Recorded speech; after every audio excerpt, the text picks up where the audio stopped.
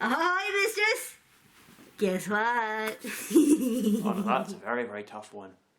A review? Indeed, a review. Inside a movie, inside a DVD, inside a box. What box? This one.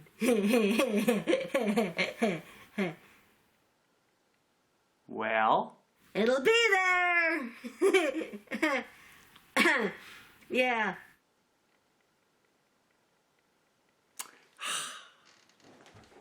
Where is it? I don't know. We posted it yesterday. Posted it!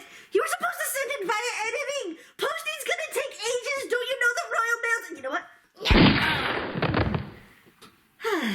You know what? Now I get why you do that. Fun, isn't it? Strangely satisfying. Anyway, when it arrives, it'll be a review, inside a movie, inside a DVD, inside a box, inside a package. And what is that? A package you sent me to turn into a review? No! Look at Nesting Doll! It's the name of the movie! Oh, well, I kind of put that together from context clues. Also, I can read. Yeah, well, have fun wasting time until the review. I've locked you in that room. Bye.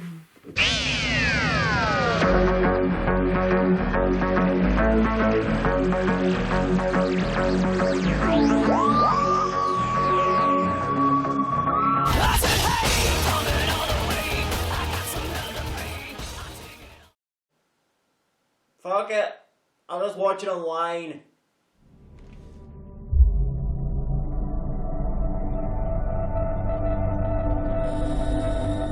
Nesting Dolls is a 2019 thriller about some college-age girls who have a wonderful time one weekend. They have fun, they share weird obsessions with stuff like jellyfish, and most of all, there's plenty of psychological and physical violence to go around.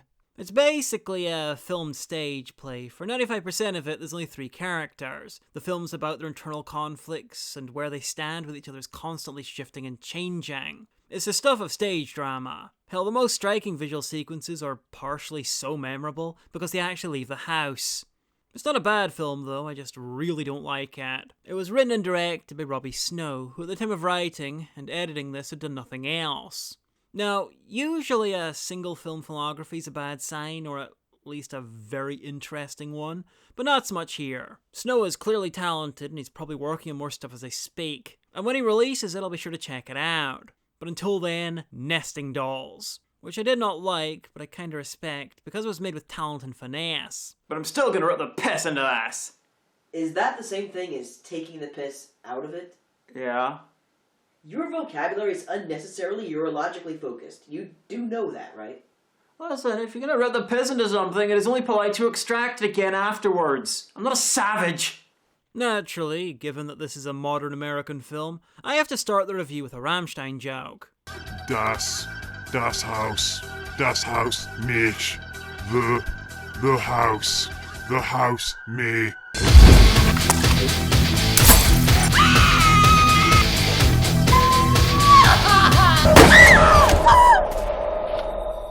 Right away, the film feels like the cinematic equivalent of a K-hole. The slow camera moves, the liminal spaces, and random CGI rope making you feel all dissociated. And like with ketamine, you have to deal with it, full in the knowledge that you could have spent your cash on something useful, like mescaline.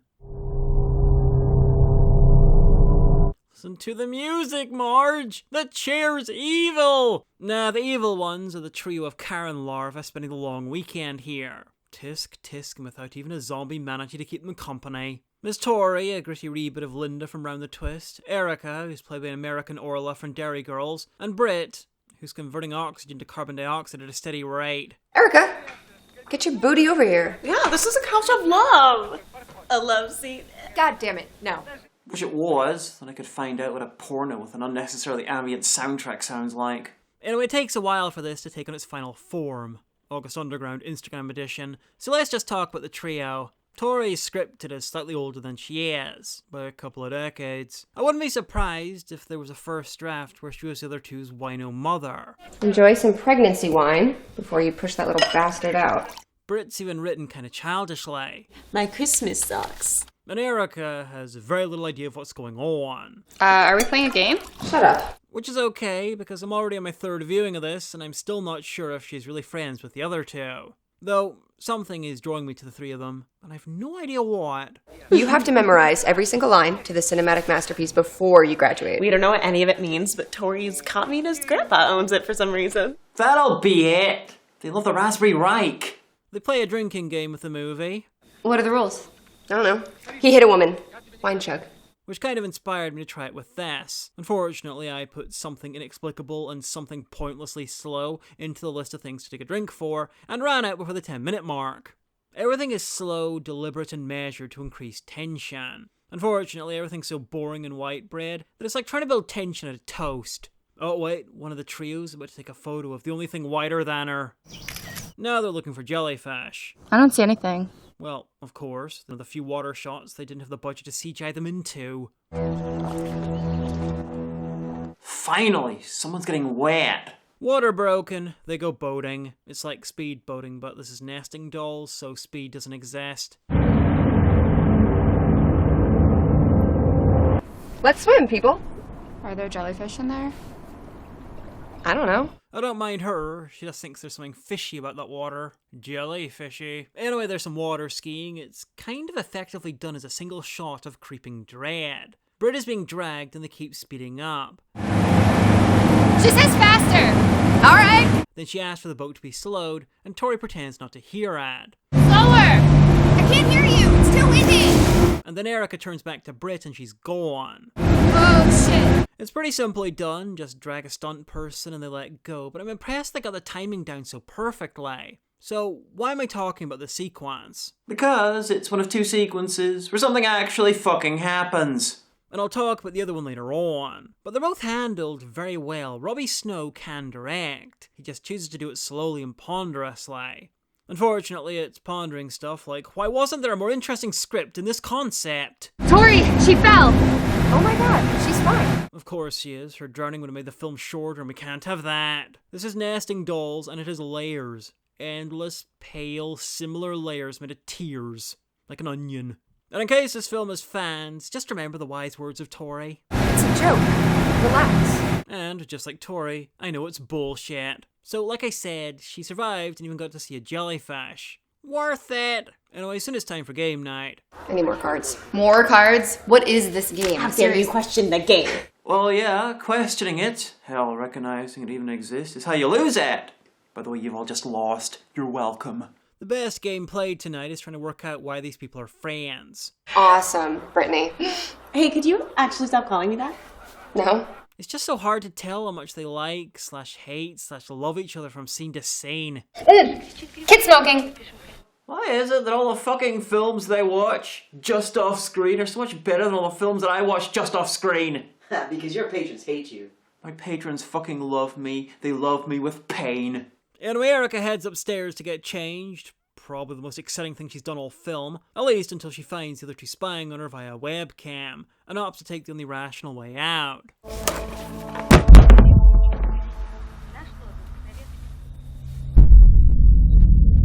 Oh no, she died somehow. She's okay, right? Like I said before, I'm in my third viewing and I'm still not 100% sure what happened here. She tripped and got so embarrassed that she garroted herself. It's all so ambiguous. The relationships, the plot, the events, the colour grading. The only thing that's solidly committing to anything is the composer, and all he's committed to is rumbling. Naturally, Tori, being someone who plays cruel jokes like speeding up after being asked to slow down by a water skier, already has a plan to deal with a corpse. Drag it outside and bury it in the garden. It's not a great plan, but it's technically got enough steps to qualify as one. No, we can't do this. We have to call somebody. We can't call anyone. One thing you learn while watching the grave digging scene is that lighting is optional. Another thing is that something is a load-bearing word. Something bad happened. Something bad happened. Imagine if Shakespeare realised this. Alas, poor something. I somethinged him, Horatio. I bet you did. A fellow of such infinite somethings and such excellent something else. He hath borne me on his something I know not how oft. My something's at it. Here hung those lips I have somethinged, I know not how oft, 'cause I don't know very much at all. With all the time he'd save and coming up with details, he could have made the plot of Much Ado About Nothing make sense. Or time to develop the lesbian subplot of Taming of the Shrew. Or written sequels to Tennis Andronicus that are set in space in the hood. Something bad happened. She's gone. But we need to save our lives now. She's not coming back. I bet she is coming back. Her being alive actually is a shock, but only because it's hard to make out what and why stuff is happening. It means everything's a shocking twist. Anyway, it turns out that somehow these two idiots aren't experts in what constitutes a dead body, and only noticed that she was alive when she started moaning. And frankly, Erica's lucky they didn't assume that it was just the gas escaping, and tried to deflate her with a spade so the sound wouldn't draw the cops. She's soaking wet. We're soaking wet. I'll think of something. I suggest telling her that she passed out and you had a threesome, but maybe not in that order. Honestly, I think she's taking being dragged back into the film better than I would. It's really traumatic to be acting again. But with all the obvious neck trauma, it's really good they decided to position her for maximum head flopping. It hurts really bad, Tori. Sewers. Anyway, they drag her upstairs to get changed, and she very slowly puts together what happened. And it really is a decent 10-minute film that's been stretched to 100 times its natural length. Actually, the film's only 14 times 10 minutes. I was talking about how it feels! You know how time flies when you're having fun? Well, this film is so fucking boring it's affecting time dilation! I am currently aging in reverse! She's discovered one weird trick for immortality. Doctors hate her. Well, the 10th Doctor does. What the fuck? You were burying me? So Tori, the human equivalent of the angry eyebrows emoji, reacts to Erica's realization that she was almost a future cold case, but is setting to tie her to a chair until she promises not to tell anyone. I need to know that you're not going to tell anyone. This is what Karening New Game Plus looks like. Now I have to go to a hospital. Stop yelling. You're in a chair. You're not on fire. Anyway, when that doesn't work, she moves on to the threats, some like torture, dancing, and even a safari. But that's all later on. Right now it's the morning and still nothing's happening. Anyone want breakfast? No? Things got a bit dramatic last night. Nothing got dramatic. This is Nesting Dolls. It's Pinterest on downers. You know, believe it or not, Erica, we're in this together. Yeah, it's called a house. Or if you want to be a bit weird, it's called a review and I'm trapped in it too. Anyway, as always happens, eventually with the kidnapping, they need to work out the bathroom arrangements. Watch her. Oh god, it's turned into slaughtered vomit dolls running its own Airbnb.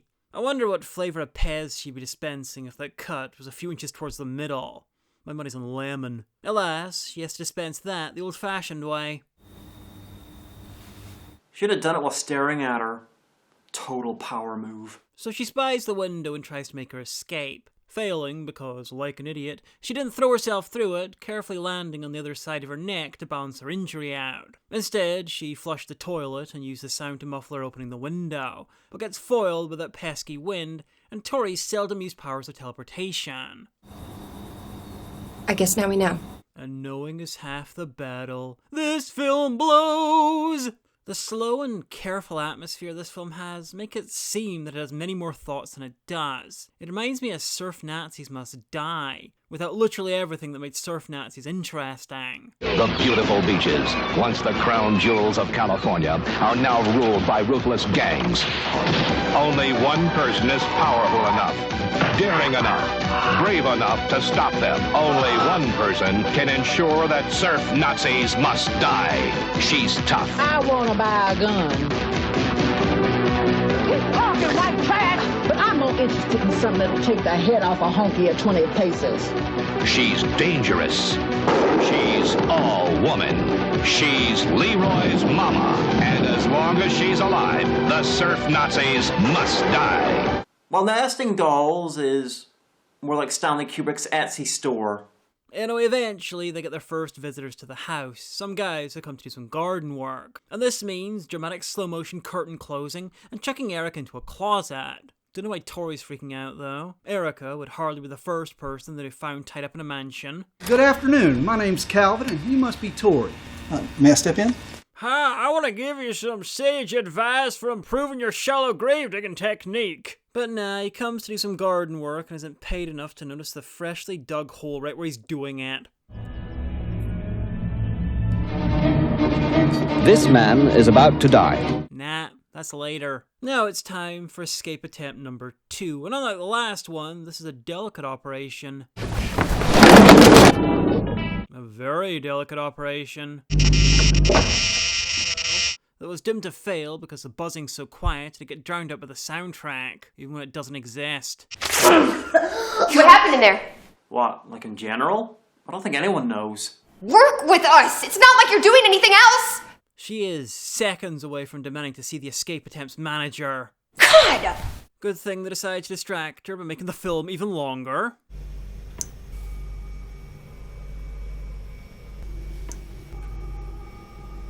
Why is the water gone? Why is the water gone? Why is the water always gone? Tori's the smart one though. She's remembered that you can also see water in its natural habitat. Water, water everywhere, even not the sink. Do you even have a plan, or have you just gone completely insane? That'd be number 2. Also because she's full of shit. Anyway, Tori's doing what she's good at. Brooding, being a barely restrained nutbag, freaking out and rationalizing. How about the part where we go to fucking jail over an accident? The constant fucking work that I've done my entire life is just ruined? I wonder if this is how Joseph Fritzl says his thing started. I find this plot wholly unconvincing. I'm sorry, but I doubt that rich white Americans would be so paranoid about going to jail for not killing someone in an easily proven accident that they started compounding with actual crimes. It doesn't end here. It can't. Especially when the victim, like Erica, seems to be much poorer than them. We would like to officially welcome you to your first river house trip. I swear, this film takes the ideas behind liminal spaces, you know, familiar but off, organized but wrong, and doesn't just apply it to the aesthetics but the fucking plot. Anyway, in other news, Tori is actively planning murder now. We have the end game. I just would really rather change it. And the dramatic wind finally realized they were filming. Well, better late than never. Next up is cross-cutting Brit freaking out in the shower with Tori making pasta. You see, she's the pasta, and they're having sim bolognese for dinner. They're even dressing up for dinner. Brit is preppy Wednesday Addams, Tori is cheerleader Wednesday Addams, and Erica has the best costume. Off screen. I heard you're going to Prague next year. You have to learn proper spaghetti eating before you go. I don't know anything about Prague. Obviously, you apparently think it's in Italy.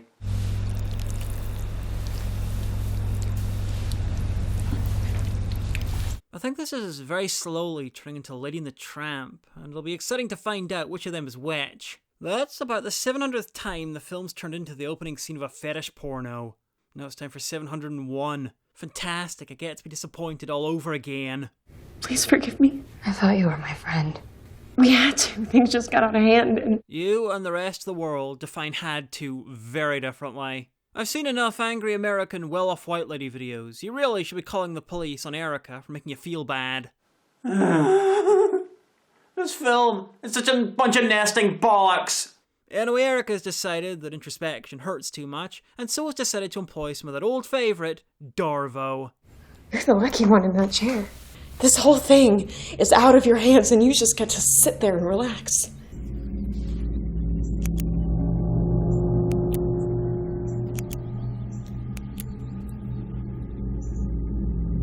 No TV and no beer make main characters something something. Go crazy? Don't mind if I do!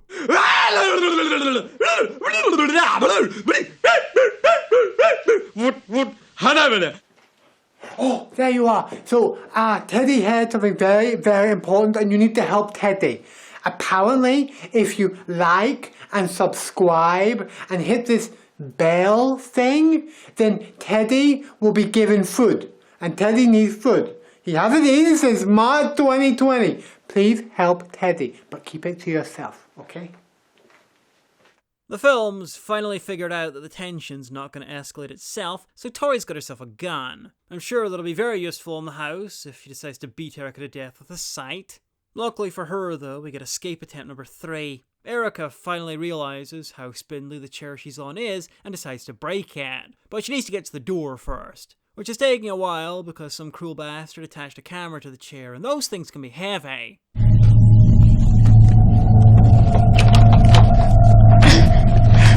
They left the door unlocked. I'm beginning to think this is fundamentally a film about the incompetence of the rich. Everything the main characters do is incompetent, from their friendship to their pranks to checking whether someone's dead to their attempts to cover everything up. And all the camera's doing is just passionately recording it all as though it's afraid it'll be yelled at if it tries to make a suggestion for how not to suck at life. Anyway, escape attempt number 3. Okay, I can see a head injury from having a camera land on it being a disadvantage when trying to escape. Just avoiding running straight into a tree will be a good result. You ain't got time to puke. Anyway, Tori and Erica finally notice the crash. I'm imagining them spending about 30 seconds staring at the open door while the soundtrack rumbles ominously behind them before they follow her with the car and the gun. It's basically turned into the most lackadaisical game. I like the chutzpah of sticking this long action scene in the middle of this film, but fucking hell, even the car chase is boring. Honestly, this is probably the most impressive sequence in the film, partly because something fucking happens in it. In fact, the main issue with it is that Erica tries to outrun a fucking car. It's like a low-budget tribute to the end of Prometheus.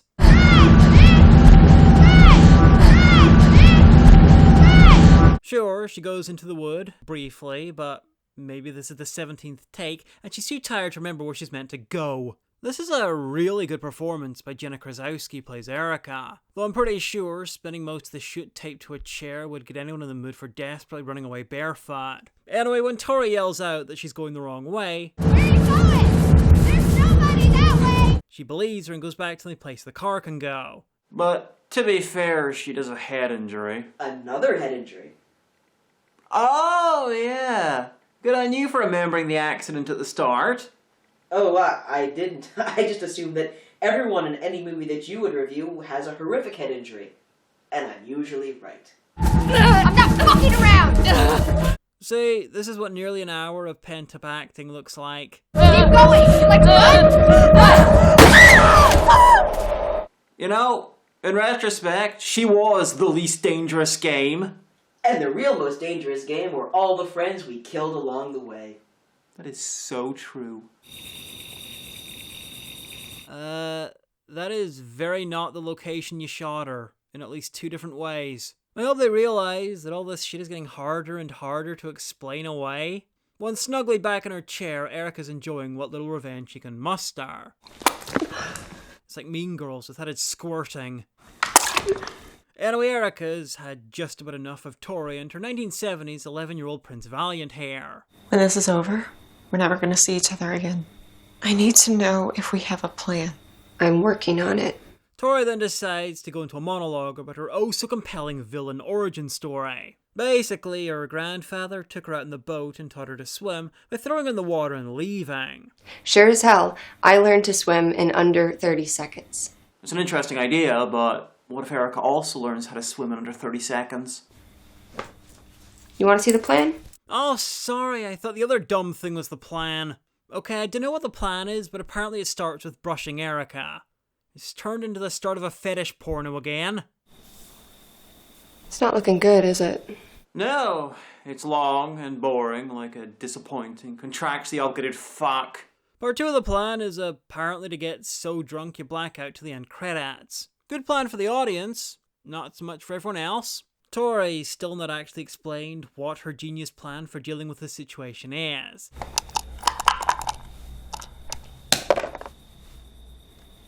I win! So I'm guessing it's to annoy Erica to death and then claim natural causes. Well, I don't know why I came here tonight. I got the feeling that something ain't right. I'm so scared.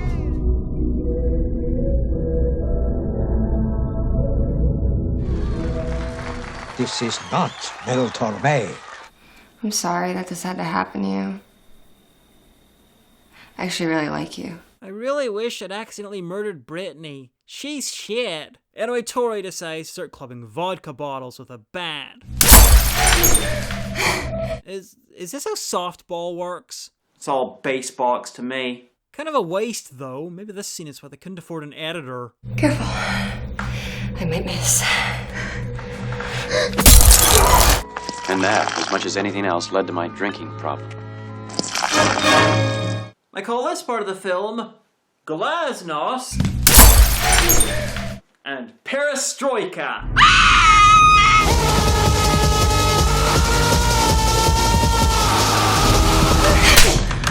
You might be wondering about all the unopened boxes in the background. I'm pretty sure they symbolize how many times the film appears to be starting a sex scene that doesn't happen. Unopened boxes. I get it! French class!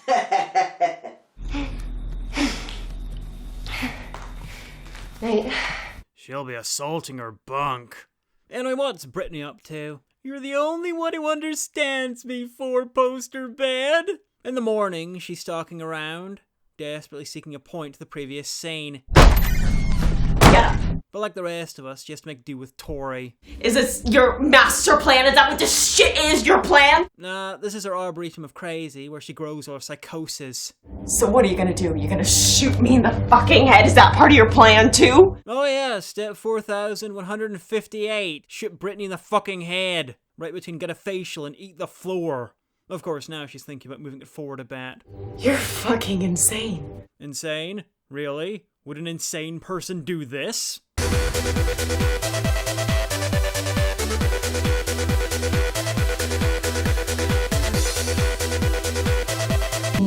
have to do something. She's gonna kill me. But Brittany can't do it alone. She needs help from the other unnaturally pale invertebrates in the area. Anyway, Tori's finally started on her plan.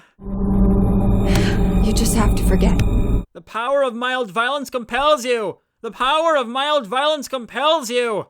Feeling refreshed and now featuring the proportional strength of a jellyfish, Brittany finally decides to act.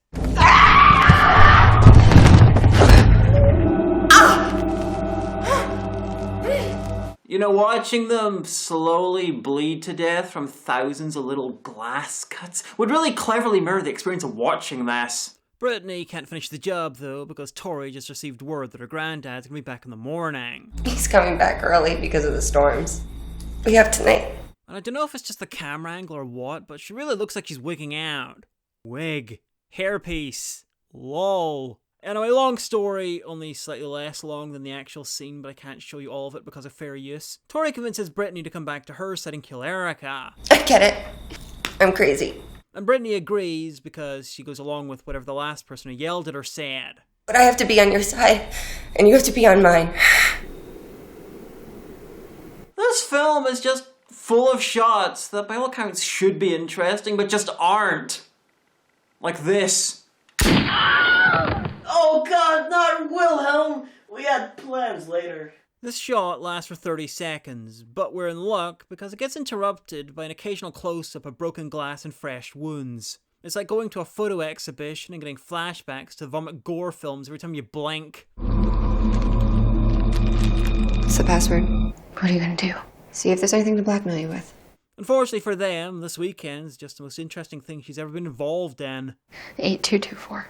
You know, there really should be a system where you have a second code that if it's put in, sends an automatic emergency request for help with the GPS location. It'd be useful, might save lives, and more importantly end this fucking film. Anyway, no one involved in this is that lucky, so they need to torture her some more.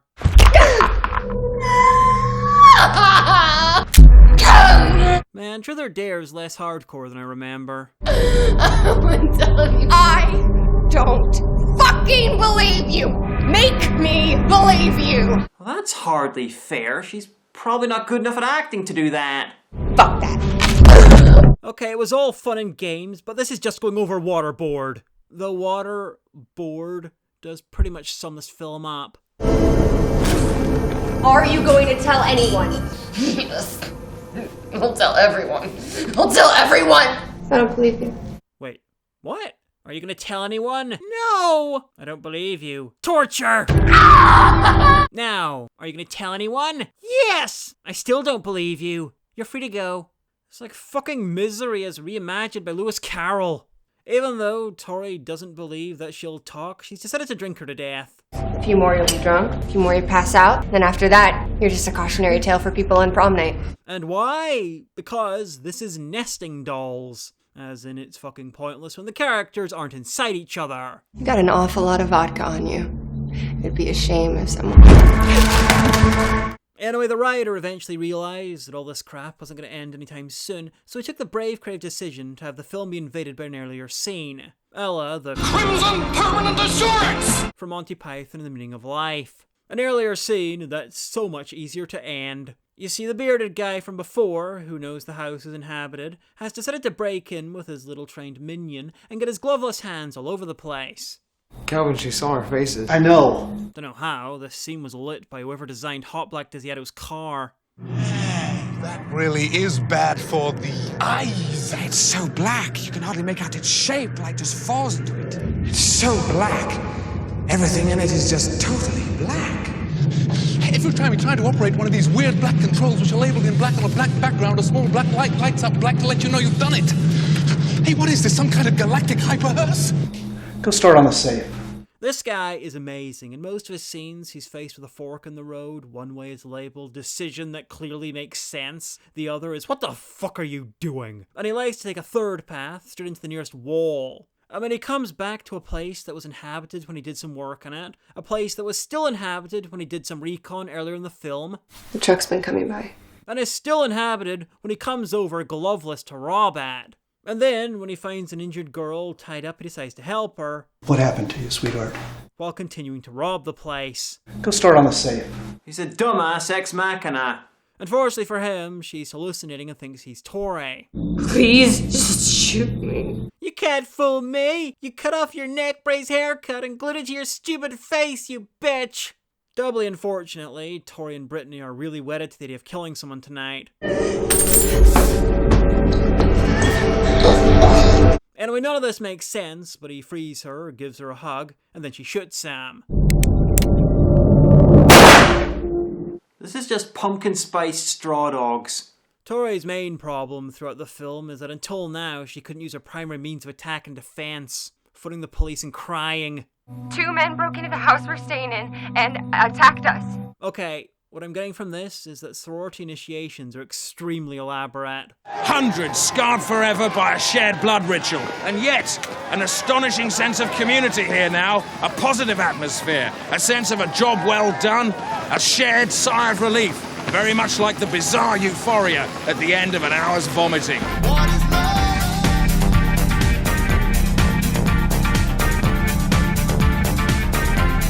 We finish off with Erica joining the other nest egg dolls. A bunch of white people in white against a white background who get away with murder. All it's missing is the white makeup. Like I said at the start, this is a good film and competently made for the most part.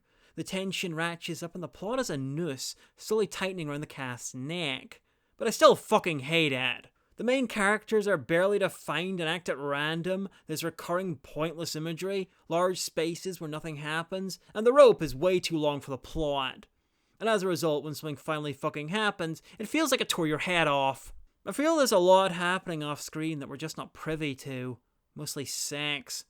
But the performances are generally good. I think everyone involved has a bright future ahead of them, but I never want to see this again. I just really fucking hate this film. The soundtrack just sounds like a bunch of droning just like that. How wonderful. Now I can just add them to my heart's fucking content. You know, I guess I said heart's fucking content because I really